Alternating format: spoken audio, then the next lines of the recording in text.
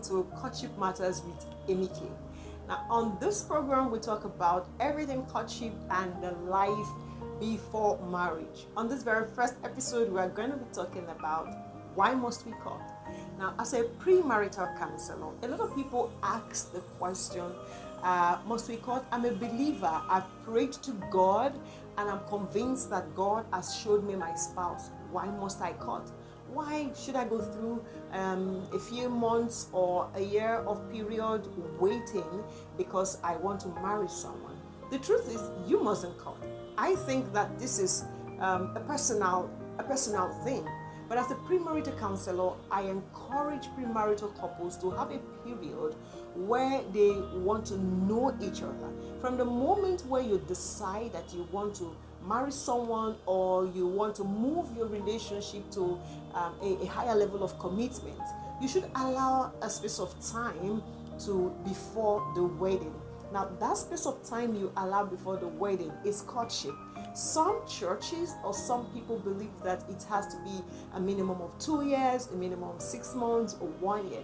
Now, the length of time doesn't necessarily guarantee that you're going to have a good marriage, because having a good marriage or a good home has to do with the individual in that relationship.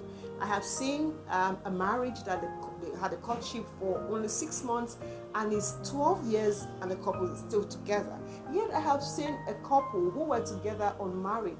They were friends, they courted for like 5 years and they didn't last a year as husband and wife. So it has to do with the individual in the relationship, in the marital relationship, making up their mind that this thing is going to work between us.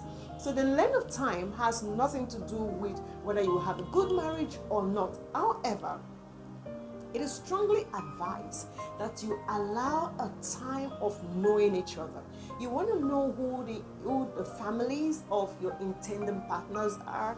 You want to know who the person's friends are, because these are the people that your spouse will be relating with after the wedding. These people will come to your home. They will come into your life.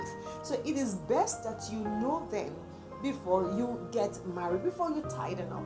A lot of young people these days don't know who they want to marry and they'll go ahead and marry them. Do you know that sometimes knowing the father of your intended husband, for instance, will give you loads of idea the kind of husband the boy is going to be? If father-in-law, for instance, is abusive or is quick-tempered, now I'm not saying that the child, the boy, or your intended partner must have that ability, but the possibility is it's like 90%.